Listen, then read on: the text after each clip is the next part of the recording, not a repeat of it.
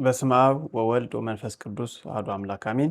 سلام خميل لهم فتوات دك مريمي تخطاتلتي قال يا ريد ميديا خمي تقنيو آمين لولا بارك زابير أملاخنا سمو استخبار أنت مسجنا يكون سلام خطخون نتمنه ياو دحر بزح جدينا لو معاد تجانينا لنا مالتيو ياو of course بستفلاليو فيديوهات نراخب نيرنا اينا استفلاليو فيديوهات يصعنا لكم يسد لكم نيريه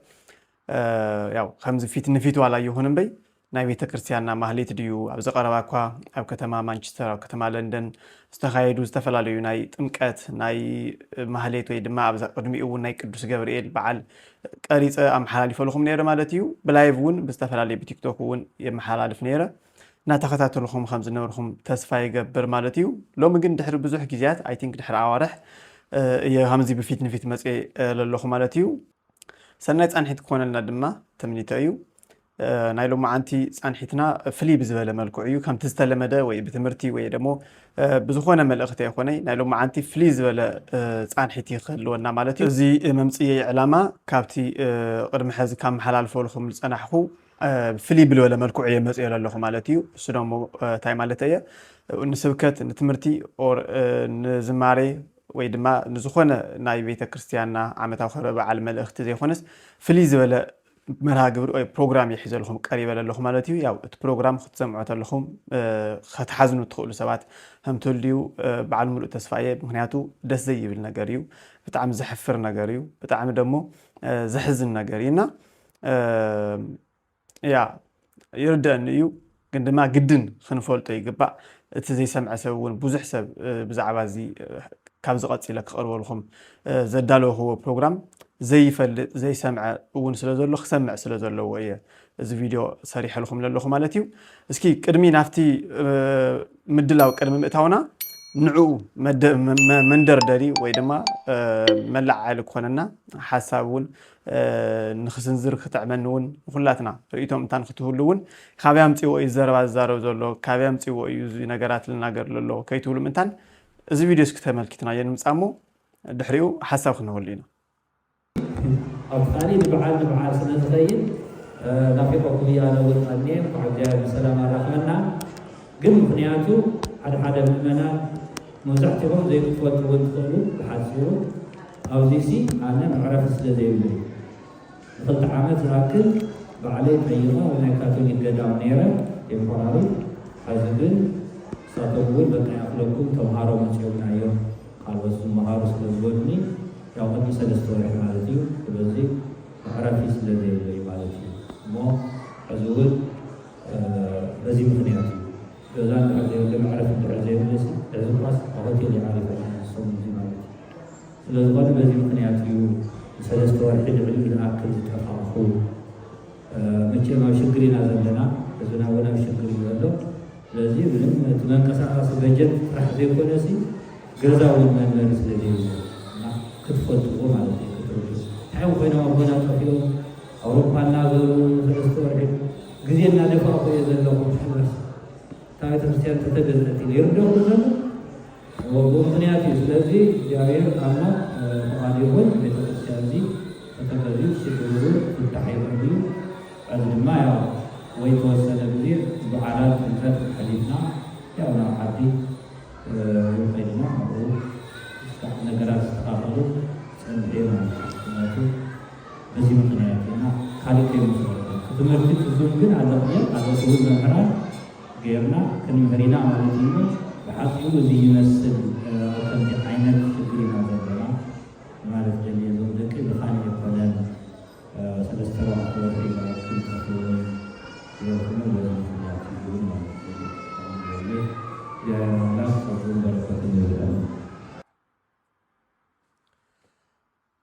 ويل እንግዲህ ያው ተሰምዑ ልጸንሕኩም እዩ እቲ ናይ ብፁዕ አቦና አቡነ ኤፍሬም ሊቀ ጳጳስ ሀገረ ስብከት አውሮፓ ዘረባ ማለት እዩ ብጣዕሚ ብልሕዝን መልክዑ ታይም ክብሉ ጸኒሖም ያው ከምቲ ክትሰምዑ ልጸናሕኩም ማለት እዩ እቲ ህዝቢ ናበኦም ከይዶም አቦና ናበኦም ጠፊኦም እናበለ ይሓትት ስለ ዝነበረ ልተናገሩ ሓሳብ ማለት እዩ ባይዘዌ እዚ ዘረባ እዚ እዚ ናይ ብፁዕ አቦና ቃል እዚ ከምታ ያምጽኻዮ ከይትውልኒ ኣብ ናይ ቅዱስ ገብርኤል ታሕሳስ ኣብ ደብረ ብስራት ቅዱስ ገብርኤል ቤተ ክርስቲያን ያው ኣብቲ መንበሮም ማለት እዩ ኣብቲ መቐመጢኦም ዝሃው ሓሳቢ ማለት እዩ ዝተናገርዎ ዘረባ እዩ ንትህዝቢ ማለት እዩ ክፈለጥ ስለ ዘለዎ ንትህዝቢ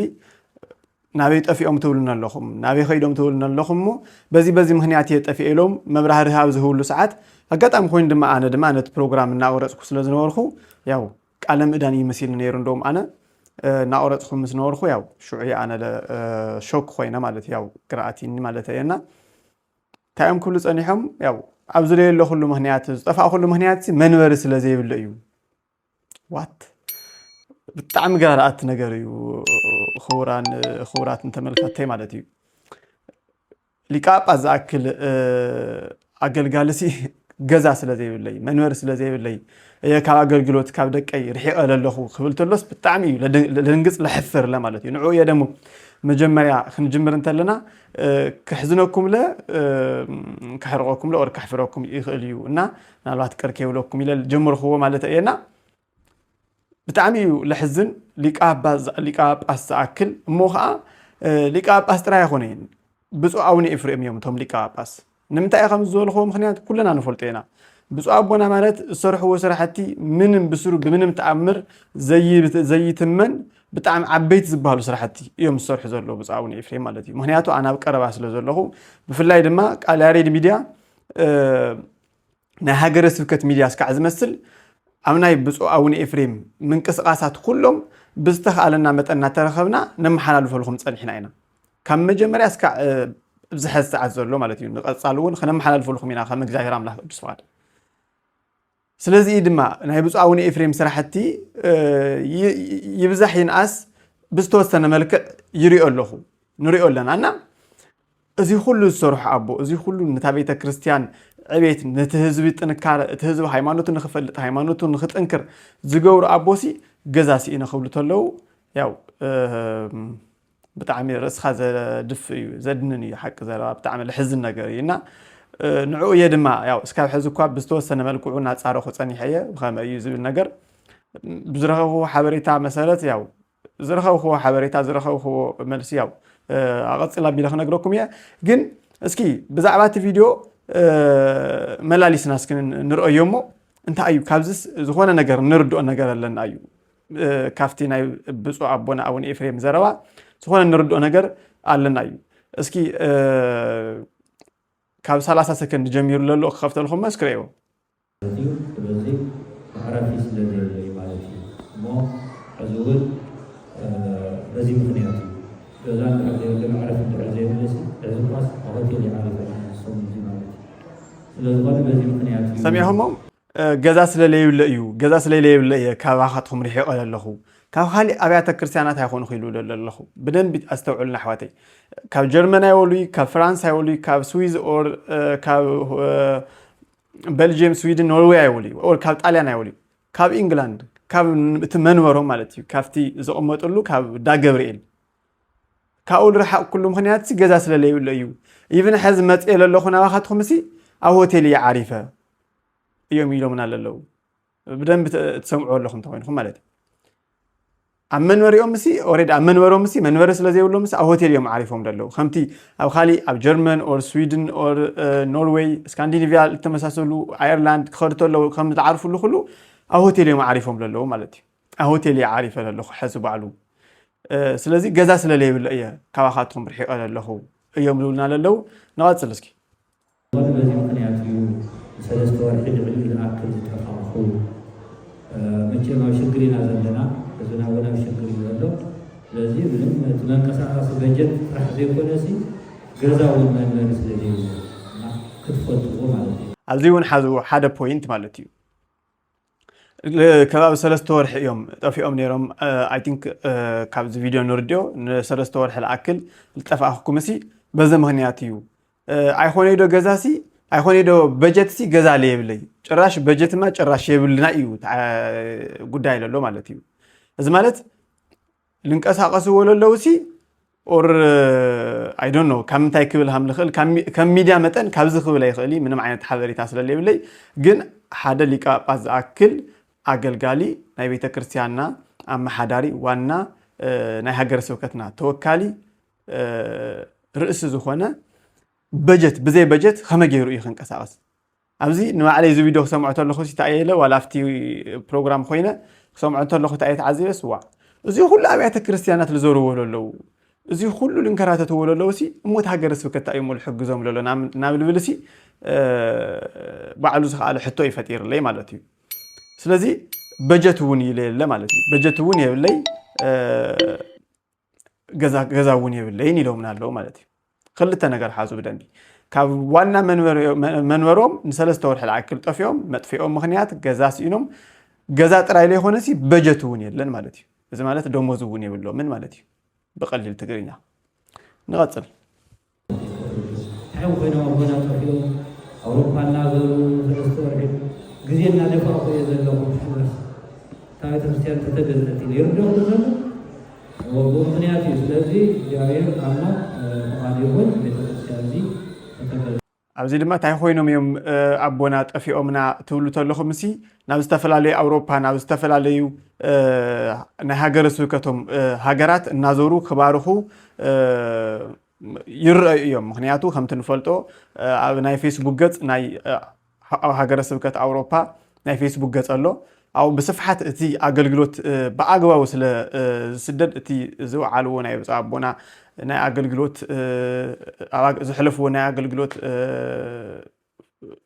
سرحتي بتي ناي فيسبوك دهرجت تغيرو سلا زلاخ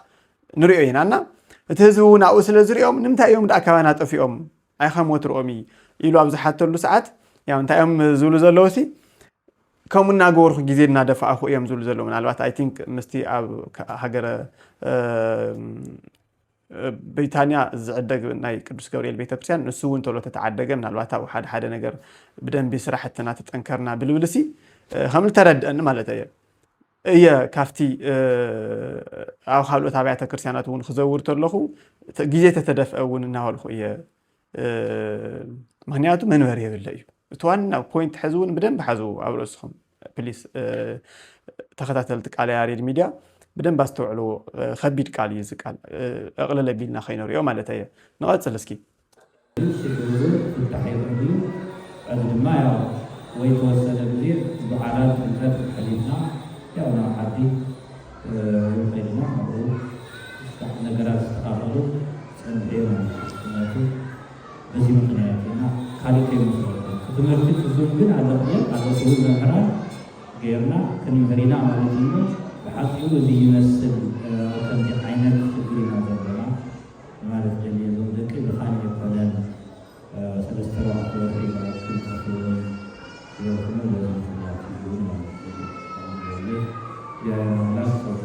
براك يبي سحنا بصابونا ياو هم تلسمعهم هو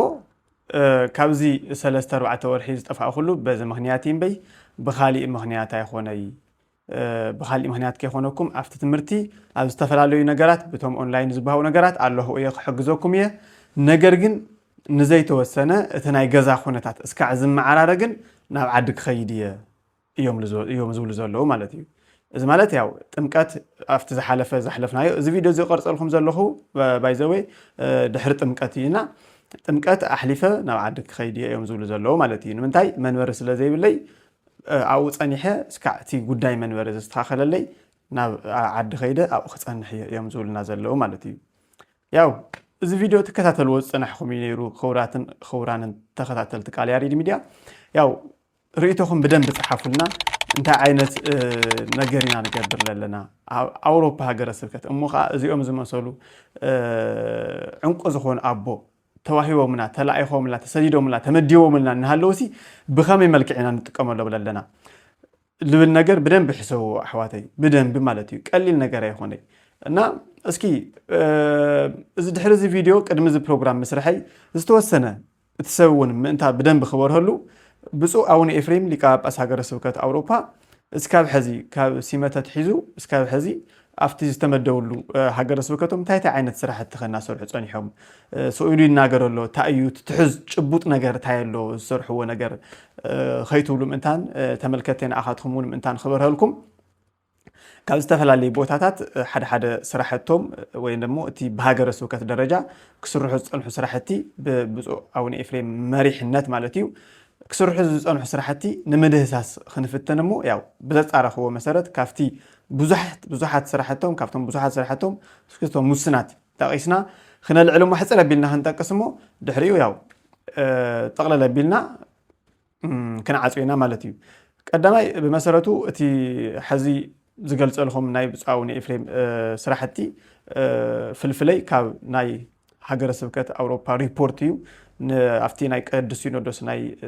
ኦርቶዶክስ ተዋህዶ ቤተክርስትያን ትግራይ ቅዱስ ሲኖዶስ ኣብ ናይ ዝሓለፈ ዓመት ወይ ድማ ብናይ ዓድና ኣቆፃፅራ ኣብ ናይ ዓመት ማለት እዩ ዝነበረ ሪፖርት ማለት እዩ እቲ ሪፖርት እንታይ ከም ዝመስል ንምርኣይ ፈቲና ነይረና እስኪ ብሓባር ንረአዮ እንታይ ይብል ኣብ ኦርቶዶክስ ተዋህዶ ቤተክርስትያን ትግራይ ሃገረ ስብከት መላእ አውሮፓ ሕጋዊ ሰውነት ዘለዎ መዋቕራዊ ትካል ኮይኑ ብብፁዕ አቡነ ኤፍሬም ሊቀ ጳጳስነት ዝምራሕን መንበረ ጵጵስናኡ ድማ ኣብ ዓባይ ብሪታንያ ከተማ ለንደን ኣብ ደብረ ብስራት ቅዱስ ገብርኤል ኦርቶዶክስ ተዋህዶ ቤተክርስትያን ትግራይ ማእኸሉ ገይሩ ኣብ መላእ አውሮፓ ዘለዋ ናይ ትግራይ አብያተ ክርስቲያናት ዝመርሕ እዩ መዋቕራዊ ቁመና ሃገረ ስብከት መላእ አውሮፓ እንትንምልከት ኣብ ትሕቲኡ 5 ወረዳ ቤተ ክህነትን 23 አብያተ ክርስቲያናትን ዝሓዘ እዩ ይብለና ማለት እዩ ብፁዕ አቡነ ኤፍሬም ካብ ዝመፁ ጀሚሮም እተን አብያተ ክርስቲያናት እቲ ሃገረ ስብከት ባዕሉ ኽኢሉ ኣብ ተቐማጥነቱ ኣብ ለንደን መንበረ ጵጵስና ድማ ኣብ ደብረ ብስራት ቅዱስ ገብርኤል ቤተ ክርስቲያን ኣብ ከተማ ለንደን ማለት እዩ ገይሩ ስራሕትና ሰርሕ ፀኒሑ ኣብ ትሕቲ እቲ ሃገረ ስብከት ድማ 5 ወረዳ ቤተ ክህነት ኣቋቂሙ 23 አብያተ ክርስቲያናት ድማ ኣብ ትሕቲ እቲ ሃገረ ስብከት ገይሩ ይንቀሳቀስ እዩ ዘሎ ማለት እዩ ስለዚ እተን ወረዳታት ያው መብዛሕትና ንፈልጠን ኢና ሓድሽ ንዝኾነና ድማ ብቀዳምነት ወረዳ ቤተ ክህነት ጀርመንን ፈረንሳይን እዩ ካልኣይ ወረዳ ቤተ ክህነት ኔዘርላንድን ቤልጅየምን ሳልሳይ ወረዳ ቤተ ክህነት ጣልያንን ከባቢኡን ራብዓይ ወረዳ ቤተ ክህነት ስካንዲኔቪያን ወረዳ ቤተ ክህነት ስዊዘርላንድን ከባቢኡን እየን ማለት እዩ ሓሙሽተን ስዊዘርተን ሃገረ ስብከታት ብምጥያሽ እዮም ብፁዕ ኣቡና ኣገልግሎቶም ጀሚሮም ማለት እዩ ኣብ ትሕቲአን ድማ ጠቕላላ ኣብ ሃገረ ስብከቶም 23 አብያተ ክርስቲያናት ይርከባ ማለት እዩ ካብቶም ዝተሰርሑ ስራሕቲ ሕፅር ኣቢልና ንምጥቃስ ዝኣክል እቲ ብቐዳምነት እቲ ብጣዕሚ ፅቡቕ እቲ ንሕድሕድ ናይ ሃገረ ስብከት ስራሕቲ ብጣዕሚ ፅቡቕ ንክኾንን መንገዱ ንክስተኻኸልን ነገራት ንክስተኻኸሉን ዝሕግዘና ነገር ዓብይ ነገር ዝተሰርሐ እንታይ እዩ ሃገረ ስብከትና ሕጋዊ ኮይኑ ኣብ ቻሪቲ ብመንግስቲ እንግሊዝ ፍቃድ ተዋሂብዎ ሕጋዊ ሰብነት ዘለዎ ኣካል ኮይኑ ተመዝጊቡ ኣሎ ይብለና ማለት እዩ እቲ ሪፖርት ብመንግስቲ እንግሊዝ ኦሬዲ ኣብ ዓዲ እንግሊዝ ኣብ ከተማ ለንደን ስለ ዝኾነት መቐመጢና እቲ መቐመጢ ሃገረ ስብከት ብቻሪቲ ይበሃል ሕጋዊ ኮይኑ ኣብ ሕድሕድ ምንቅስቃሳት እውን መንግስቲ ድጋፍ ንክህቦ ኣፍልጦ ንክህቦ ዝተፈላለዩ ነገራት እውን ንክሰርሕ ንክመቻቸው ማለት እዩ ኣፍልጦ ተዋሂብዎ ማለት እዩ እዚ ሕዚ ሓደ ስቴፕ ምኻድ ማለት እዩ ኣብቲ ጉዕዞ ቤተክርስትያንና ማለት እዩ ስለዚ ዓወት እዩ ብጣዕሚ ዓወይ ስራሕ እዩ ብዙሕ ድኻም ኣለዎ ኣቦታት ብደንቢ እዮም ደኺሞም ብብፁዕ አቡነ ኤፍሬም መሪሕነት ኣቦታት ሃገረ ስብከት ኣገልገልቲ ብደንቢ እዮም ደኺሞም እዚ ዓብይ ስራሕ ተሰሪሑ ካልኣይ መብዛሕትአን አብያተ ክርስቲያናት ምስ ካልኦት አብያተ ክርስቲያናት ክፋለጣን ዝምድነአን ክሐይላን ዕውት ስራሕ ተሰሪሑ እዩ ኣብ መላእ ኣውሮፓ ይኹን ኣብ ኣውስትራልያ ድማ ብብፁዕ አቡነ ኤፍሬም መሪሕነት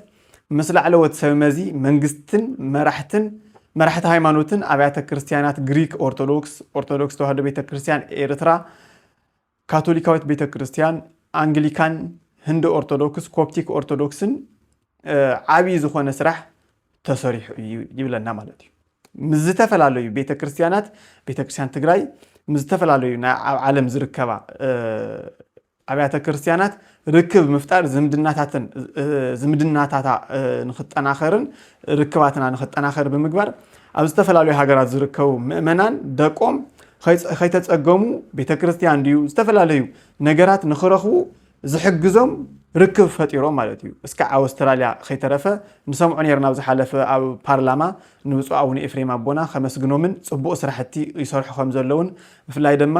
ኣብ ሕብረት ተጋሩ ብተወሳኺ ድማ ኣብቲ ምስ ኤርትራውያን ኮይኖም ዝሰርሕዎ ስራሕቲ እውን ብዙሓት ስራሕቲ እናልዕለ እቲ ሴናተር ክገልጾ ዝተዓዘብናዮ ነገር ነይሩ ማለት እዩ እዚ ቪድዮ እስኪ ተመልኪትናዮ ንምፃሙ Hello, this is Senator Paul Scar, and I'm so happy to be here at the wonderful Tigrayan Orthodox Church here in North Ipswich with the Bishop Your Grace, so wonderful to welcome you to Australia. Our Tigrayan community is a blessing, an absolute blessing for the beautiful country of Australia. And I listened and heard your message very clear about how we as an Australian government and as a community need to support our young people. And this is really very important. So I'm going to Canberra next week for the Australian Parliament, and I'll be taking this message to Canberra with me. So thank you so much. Thank you.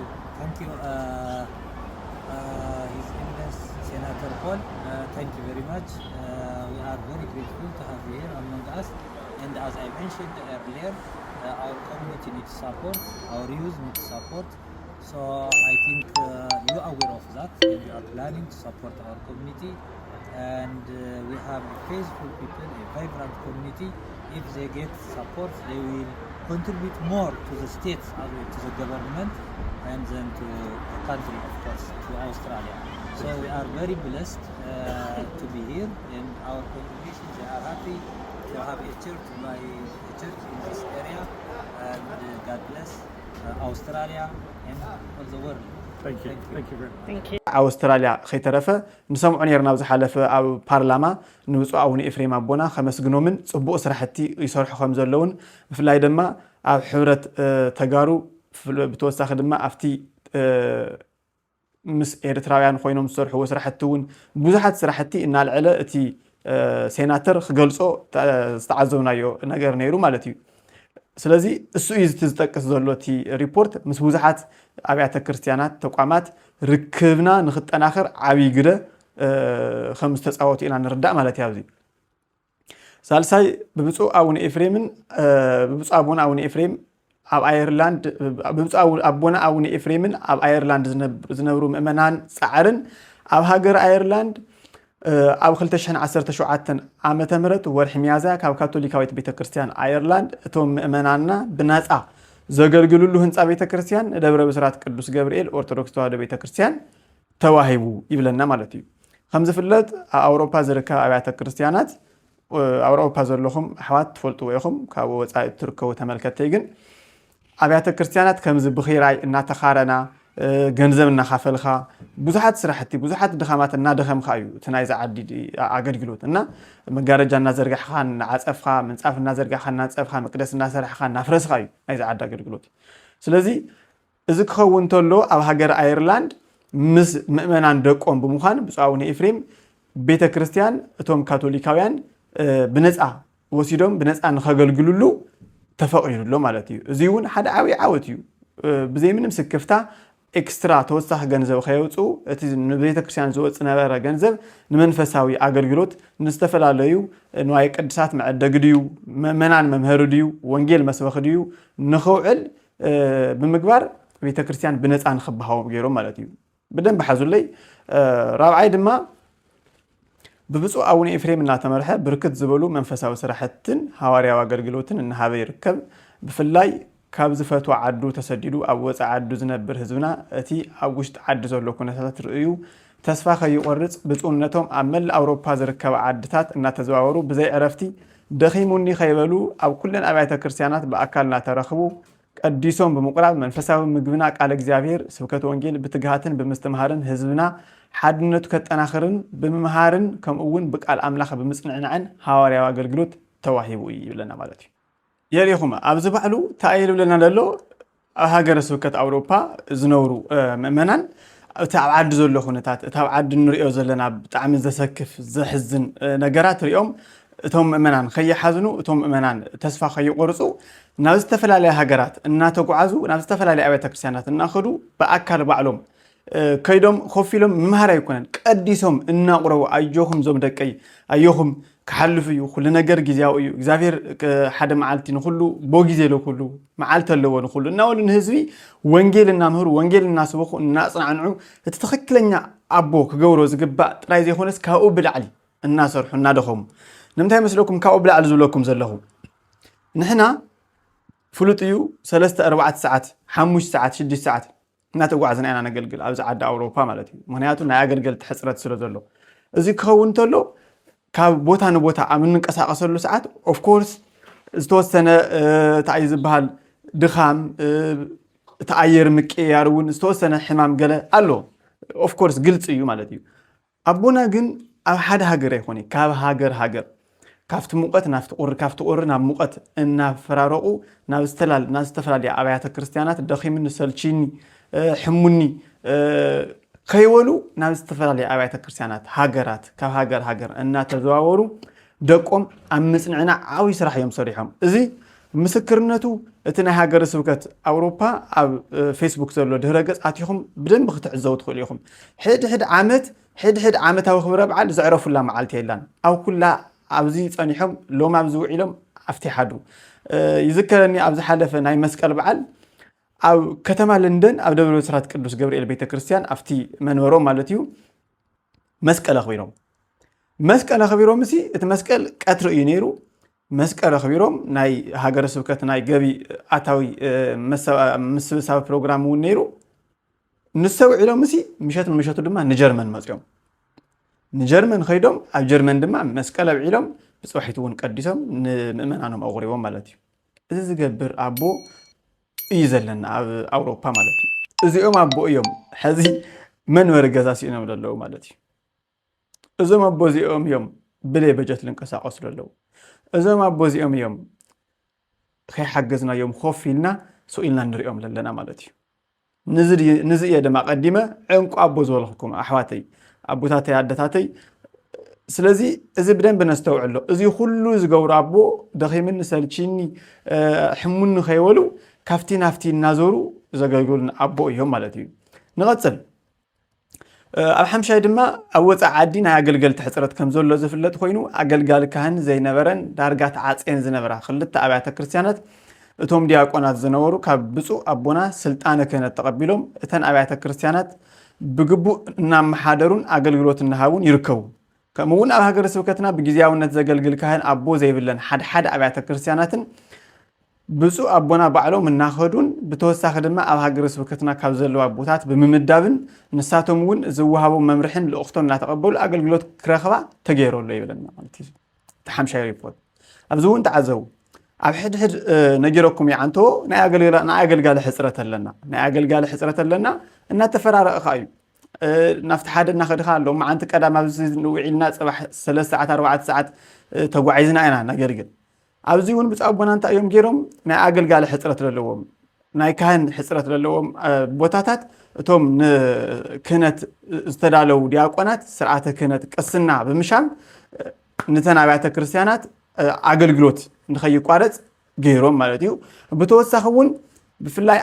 أفت هاجر سوكتهم مع أقرب بيازلو أبيات كريستيانات عقل قال حسرة زلو بعلوم بمخاد بتوسخون كهنات بممدب عقل نخيل قارت عبيت سرح التصريح حمي ولا مالتي إزاي بك هوري عقل مالت إزاي أبون إزاي ليك أصلا سلزي كفتهم سرحتهم حدا يزون نقصل بتوسخي هزمنا ببزلو استولدو هصانات ستمقلو كابز عالم بأكال سغا استفرينا صلاه فتحت زفصم لبيت كريستيان مسفحفح وسان سلازخونه اب عامل 2017 عامه مرت دما توسخت 21 ابيات كريستيانات تخفيتنا اللواي يبلنا مالتي تن ابيات كريستيانات دما مسكاي هزونان مداني عالم ارثوذكس تواحد بيت كريستيان تግራይ ግላስኮ ስኮትላንድ ዩናይትድ ኪንግደም ማለትዩ ካላይ ምስራቅ ፀሐይ ቅድስ ኪዳነ ምሕረት ኦርቶዶክስ ተዋሕዶ ቤተክርስቲያን ትግራይ ፍራንሴ ወይ ድማ ጣሊያን ማለት ቤተክርስቲያኑን ገና እናስፋፍሑ እዮም ዘለው እቲ ዝጎደል እናመሉ እስቲ ቀዲሙ ዝተበላሸው እናማዓራረዩ እናስተኻኸሉ ብጣዕሚ ብዙሕ ፈተናታት እዩ ነይሩ ኩልኩም አበብ ዓዱ ዘለኹም ሓት ትፈልጡ ኢኹም ብፁዕ አቦና ኩሉ ነገር ተማዓራረዩሎም አይሆን ያብዛአትዮም አፍታ ሀገረ ስብከት ክርከቡ ተለው ንኽልተን ሰለስተ ተፋላሊና ተጻሊና ተነኻኺትና ተዳሓሒዝና ኢና ጸኒሕና እዮም እዚ ኩሉ እዮም ፈቲሖም እዚ ኩሉ ፈቲሖም ሲ ቤተክርስቲያን አስፋፍሖም ሲ ክህነት ቅስና ንሃው ድቁና ንሃው بتوسخ دما بيت كريستيان هنا حدشت النخفوت يوم زلوا مالتي سلازي عاوي سرحتي بدن بنحزو شابعي هاجر سوكت أوروبا زركب أبيات كريستيانات أقلقلوت نمتنخار نمعباين دما 4 معرقة قسنا 30 شوعتن سيمة ديكونا بدن بستعلو 30 شوعتن سيمة ديكونا بدمر 40 حدن كابسونتهم سلطانة كانت تقبلهم أقلقلوت أمها بيركو ريهم بس أبونا خابزموت الجميلهم 4 معرقة قسنا 30 شوعتن دما سيمة ديكونا بمشام 41 كهنتيهم كاب بصونتهم سلطانه كهنت تقبلهم اغلغلوت امس فحفح امهاب يركبوا مالتي نواصل مزتفلاليو حلفت يونيفرسيتي كوليجاتن حلفتن ركبات بمغبار استجمروا عبيت ركبات تغيرو كم زلونا غلصنا نغيزيو اب فصامه اسكع زوصحو ريبورت كم مغبار تقطيونا لنا اب فصامه زبصحه كم ابنت اب سويدن مس قدوس اغناطيوس اورثودوكس كوليج بصونتهم بزغبرو وصعري خلته بدوكتوريت 4 دم ماسترز كاب قدوس فريمناطوس ابا سلاما كسات يبرهان منفساو كوليج عدل توهيبوم ام مجماري ركاو يبلنا مالتي እዚ ቃል እዚ በተለይ እዚ ሪፖርት እዚ ከም ቀሊል ኸይኖሪዮ ብኻሊ አነጋግራሲ ብጻውኒ ኤፍሬምሲ ከም ጉዳያት ወጻኢ ሚኒስትር ጉዳያት ወጻኢ ሆይኖ መለው ማለት እዩ ቤተክርስቲያን ትግራይሲ ሚኒስትር ጉዳያት ወጻኢ አንቶ እስከ ናይ አውስትራሊያ እስከ አብቲ ፓርላማውም በሴናተር ደረጃ እታ አድና ዝተፈጸመ ጄኖሳይድ ድዩ እቲ ዝተፈጸመ ግፍዒ ብብጹእ አቦና አቡነ ኤፍሬም አትሐባሪነት ንኸቃላ በደንብ እትሰብ ግንዛቤ ንኽልዮ ንኽርድኦ ሰሪሖም ኢሉ ባዕሉ ተናገረልና እቲ ሴናተር ማለት እዩ ኣብዚ ድማ በቲ ጄኖሳይዳው ተፈጸሙ ነገራት ጥራሕ ለይኾነሲ እቶም ኣብ ዓዲ ለለው ኮሌጅ ንኣብነት ቅዱስ ፍሬምናጦስ ናይ ዓድና ኮሌጅ መንፈሳዊ ኮሌጅ ንኽዓቢ ምስቲ ኣብዚ ኣብ ወፃኢ ዓዲ ዘለው ንኣና ዝመስሉ ኦርቶዶክሳውያን ኮሌጃት ብምዝደራ ብምትሕብባር ብምንግጋር ታይገብርሎ ማለት እዩ እቲ ኮሌጅ ንኽዓቢ ጽቡቕ ልምድን ክልዮ ዝበለጸ ኢንተርናሽናሊ ንኽኸውን ዝተፈላለዩ ሰባት እናኸዱ ከም ዝመሃርሉ ዓለም ለኸውን ንክኸውን ዓለም ለኸ ርክባት እውን ንኸጠናኽር መንገዲ የስተኻኽለሎ ማለት እዩ ከም ኣምባሳደር ከም ሚኒስትር ጉዳያት ወጻኢ ኮይኖም ማለት እዩ ብኻልእ ኣነጋግራ እዚ ጥራሕ ኣይኮነይ እዚ ንኣብነት ኣብ ስዊድን ተጠቂሱ ዘሎ ካልኦት እውን ኣብ ስራሕ ኣብ ኸይድ ለለው ነገራት ከም ዘለው ንግዚኡ ሪፖርት ካብ ምቕራብ ዝተቆጠው ነገራት ከም ዘለው ይዘረድአና ዘሎ ኣብዚ ማለት እዩ ነገር ግን ካፍቶም ኣብ ስራሕ ኣብ መሬት ዘለው ግን ክልተ ብዶክተሬት ማዕረግ ብዶክተሬት 4 ድማ ብማስተርስ ካብ ቅዱስ ፍሬምናጦስ መንፈሳዊ ኮሌጅ ዝመሃሩ ተማሃሮ ደቀ መዛሙርት አምጽዮም ኣብ ቅዱስ አግናጢዮስ መንፈሳዊ ኮሌጅ ኦርቶዶክስ የምህርዎም ትምህርት ዕድል ከም ዝረኸቡ እዩ ሪፖርት ዝነግረና ዘሎ ማለት እዩ እዚ ሁሉ ዝነግረኩም ዘለኹ ኸውራን ተመልከተይ ብዛዕባ ናይ ብፁዕ አቦና አቡነ ኤፍሬም እንቅስቃሴ ምንታን ክትፈልጥዎ እዩ ብደንብ አስተውዕልዎ ብደንብ ማለት እዩ አቅሊልና ኸይኖሪዮ እዚ ኮፍ ኢልካ ዝርከብ ይኾነ ክንደይ ጻዕር ኣለዎ እዩ ክንደይ ማለት እዩ ንእሽተይ ጉዳይ ንምፍጻም ኣብ ዝኾነ ኣብ ቀበሌ ክንድምታይ ከም እንከራተት ንፈልጦ ኢና ብዓበይቲ ኮሌጅ ምስ ኮሌጅ ዩኒቨርሲቲ ምርኻብ ደሞ ያው ንኣኹም ክሓድጎ እየ ማለት እዩ نغتل بتمساسالي ولودا كانت كل جزء كمهارون عرسهم كبقعون يلون تزامن زطلبوا فلتات خيلاتن كونون يغبا كابزو الراي بمبغاس اب سويدن مسك قدوس اغناطيس منفساو كوليج بمتحبار اب هاجر سبكت اوروبا نزركبو كهناتن مؤمنان نزوهاب اب وشط حد عامت زودا منفساو محدرا بيته كريستيان زبل سلطنا بنص تفقده خوينو لعل 7 تمهارو كاب كهناتن مؤمنانن تمزغيو تمرتي جميرو مالوي بلنا مالتي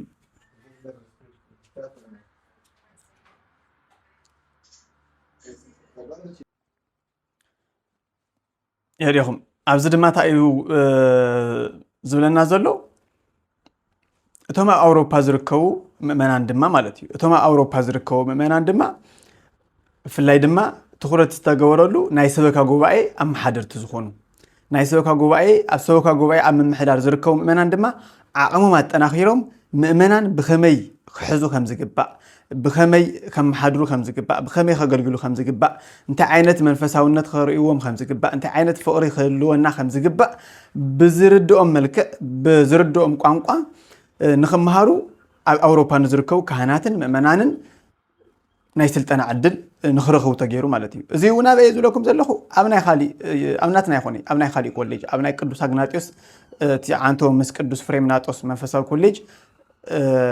بحدا ناي مسرح وعلي اسكع مفرام نخجبر زغورو زول حكومه مالتي سلازي ابزيون اب قدوس فريمناطوس اب قدوس اغناطيوس منفساو كوليج بمتحبار هاجر سوكتنا اوروبا او نخسلطنو فقاد نخبهاو تغيرو زاغيد دما بزحس ساعات اسكع 7 زوصحو ካብ ካህናትን ካብ ምእመናንን ኣብኡ ይመሃሩን ይስልጥኑን ከም ዘለው ተመዝጊቦም ድማ ትምህርቲ ከም ዝጀመሩ እዩ ዝነግረና ዘሎ ማለት እዩ። እዚ ድማ ብነፃ እዩ ብዘይ ምንም ክፍሊት ኣብ ዝኾነ ክንረኽቦ ዘይግባ ንሓደ ዓመት ዝኣክል ሙኻ ንሓደ ዓመት ዝኣክል እዩ ትስልጠና ብናፃ ዓቕሚ መዕበይ ክእለት ድማ እቲ ዝተፈላለዩ ናይ ምሕደራ ቤተክርስትያን ፍልጠት ንክህልዎም ዝገብር ዓይነት ስልጠና እዩ ማለት እዩ። ካብቲ ሪፖርት ከምቲ ዝተረዳእናዮ እንተኮይኑ ማለት እዩ። ብጣዕሚ ዝናድ ነገር እዩ። እስካብ ሕዚ ኣነ ባዕለይ ደጊመ ከነቦ ተለኹ ብጣዕሚ እየ ዝግረም ዘለኹ። እዚ ኩሉ ስራሕቲ እናሰርሑስ እዚ ኩሉ ጌርና እናበልኹስ ብባዕለይ ባዕሉስ ይሓፍር ኣለኹ። ኣብ ምንታይ ኢና ነርና እንታይ ኢና ሓጊዝናዮም ኣነስ እንታይ ሓጊዘዮም ኢለስ ንባዕለይ ይወቅስ ኣለኹ ኣነ ስቲል ናው ማለት እዩ። ንቐፅል ኣብ ክልተ ኣብያተ ክርስቲያናት ኣብ መንጎ ምእመናንን ካህናትን ዝነበረ ዘይምርድዳእ እውን ብትዕግስትን ብልሓት ብዝተመልኦ ኣሰራርሓን ናብ ሰላም ተመሊሶም ኣብ ኣገልግሎት ኣለው ይብለና ማለት እዩ። አንተ ጠቂሰልኩም ነይረ ብዙሓት ዘይምርድዳእን ጎንፅታትን ነይሮም እዮም ቅድሚ ብፁዕ ኣቦና ናብዚ ምምፆም ማለት እዩ። ብብፁዕ ኣቦና ምምፃእ ዝተፈጥሩ ጎንፅታት ኣይኮኒ ድሕሪኦም እዩ ቅድሚኦም እዩ ማለት እየ።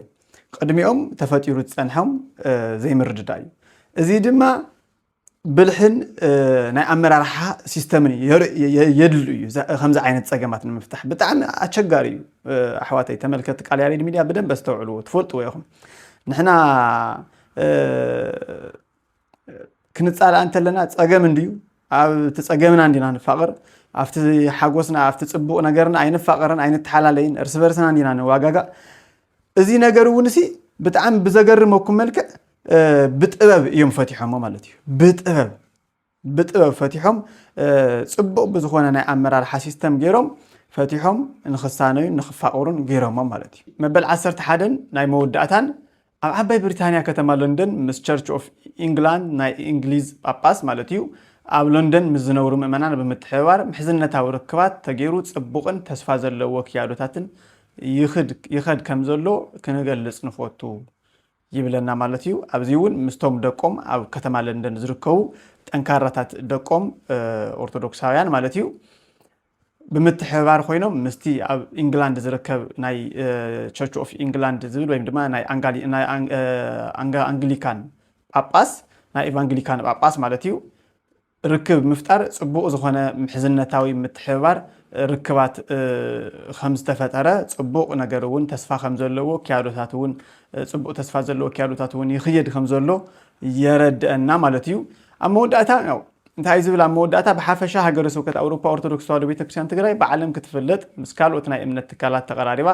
ክትሰርሕን ናይ ትግራይ ጀኖሳይዳዊ ኩናት እውን ብዓለም ኣፍልጦ ክረክብን ብዙሕ ፃዕሪ ይግበር ከም ዘሎን ክንገልጽ ንፈቱ ይብለና ማለት እዩ። እዚ ካብ ሕዚ ከረድአኩም ፅናሕኹ ብሃገረ ስብከት ኣውሮፓ ደረጃ ነቲ ቅዱስ ኣብቲ ቅዱስ ሲኖዶስ ኣብቲ ርክበ ካህናት ዝቐረበ ኣብቲ ምልኣተ ጉባኤ ዝተቐረበ ናይ ሃገረ ስብከት ኣውሮፓ ሪፖርት እዩ። ያው ኦሬዲ እቲ ሪፖርት ማለት ብብፁዕ ኣቦና ዝምራሕ ስራሕ ስለ ዝኾነ ማለት እዩ። ምናልባት እውን መብዛሕትኡ ባዕሎም ዝሰርሕዎ ስራሕቲ ስለ ዝኾነ እዩ ናይ ብፁዕ ኣቦና ናይ ኣቡነ ኤፍሬም ስራሕቲ ኢለ ዘቕረብኩልኩም ማለት እዩ። ካብ ዝወፃእ ግን ኣብ ዘይተጠቐሰ ሓደ ክርስትዖ ዘይደሊ ነገር ከይርሳዕ ዝደልዮ ነገር ሓደ ኣሎ። ምስ ኣሕዋትና ኦርቶዶክሳውያን ኤርትራውያን ብጣዕሚ እዚ ዘይበሃል ዓበይቲ ርክባት ብምፍጣር ዝገርመኩም ኣብ ሚድያ እውን ዘርጊሐ ነይረ ታቦተ ህጉ ዝተፀገሙ ከይተረፈ እስካዕ ታቦተ ህጉ ብምሃብ ካህናት ዝተፀገሙ እቶም ዲያቆናቶም ቅስና ብምሻም ዲያቆናት ዝተፀገሙ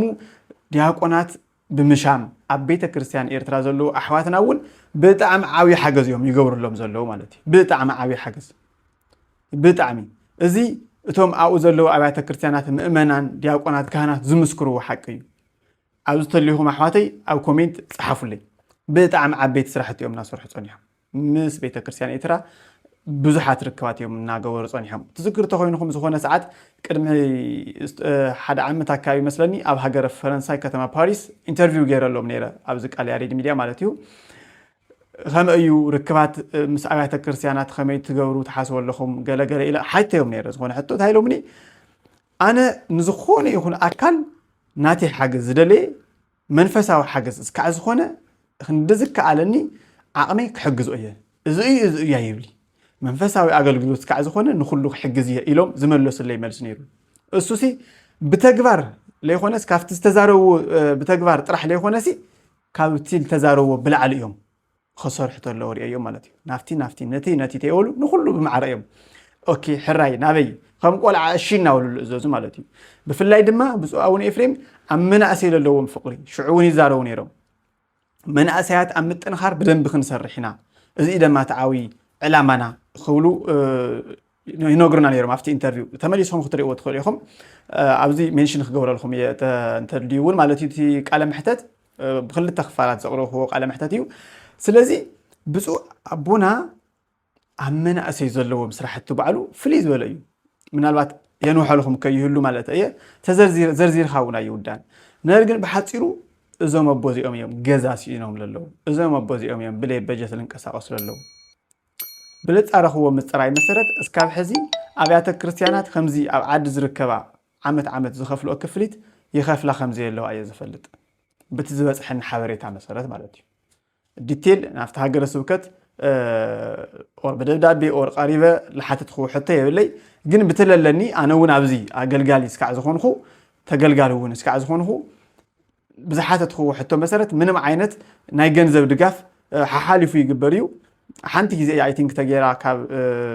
ጀርመን ببلتوس كابلتوس سناويات ክርስቲያናት ግን ድማ እቲ ናይ ዓመታዊ አብያተ ክርስቲያናት ንሃገረ ስብከት ዝገብርኦ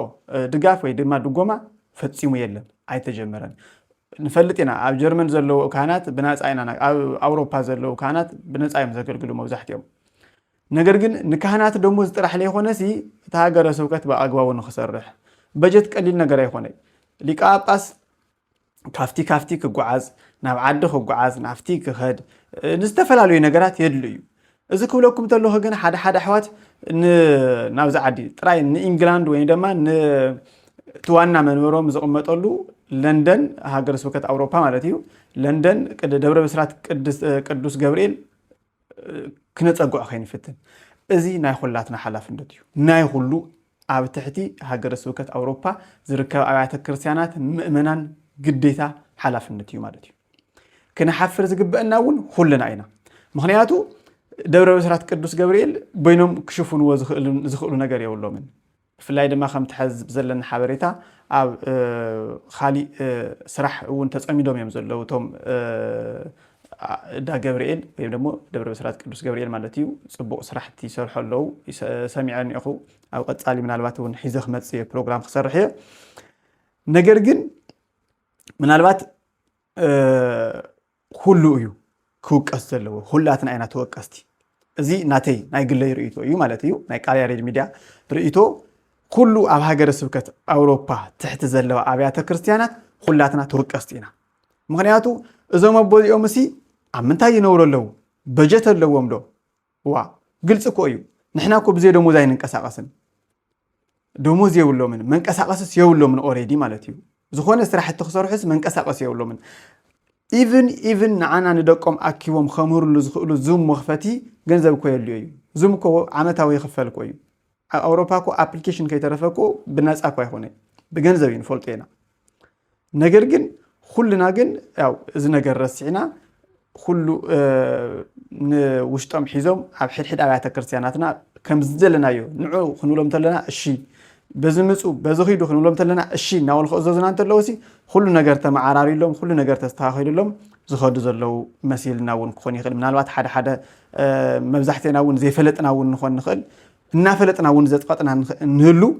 ነገር ግን በትበልበተይ ተጎዳእት ንሕና ኢና ኣሕዋተይ ተጎዳእት ንሕና ኢና ኦኬ ብፁዕ ኣቦና እስካዕ መንበሪ ዝረኽቡ ኣብ ዓዲ ኾኑ መን እዩ ዝጉዳእ በቲ ኣብዚ ዝፀንሕሉ ሰዓትኩ ካህናት ክሽየሙ ዲያቆናት ክሽየሙ ቤተክርስቲያናት ክኽፈታ እቲ ቅድሚ ሕዚ ዝነበረ ብዙሓት ኣገልግሎቶም እኮ ዝበለፀ እኮ እዮም ከስፋሕፉ ድኻሞም እውን ይቕንሱ ነገር ግን ከምቲ ዝተዛረቡ ናብ ዓዲ ይኸይድ ኣለኹ ምክንያቱ መንበሪ የብለይ እዮም ኢሎም ብስሩት ቃል ባዕሉስ የሕፍር እዩ ሓቂ ዘረባ ኣነ እዚ ፕሮግራም እዚ ቅድሚ ምስርሐይሲ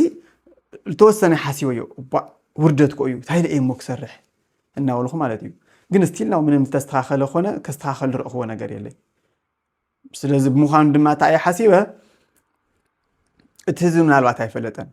እዚ ዝፈለጠ ኣብ ከተማ ለንደን ምናልባት እውን ኣብ ደብረ ብስራት ቅዱስ ገብርኤል ቤተክርስቲያን ኣብቲ ዕለት እሱ ዝነበረ ويدما كافت علت سوزنورو مؤمنان ኢንፎርሜሽን ዝወጽሖ ሰብ ጥራይ ክፈልጥ ዝኽእል ብፁዕ ኣቦና ብስእነት መንበሪ ብስእነት ባጀት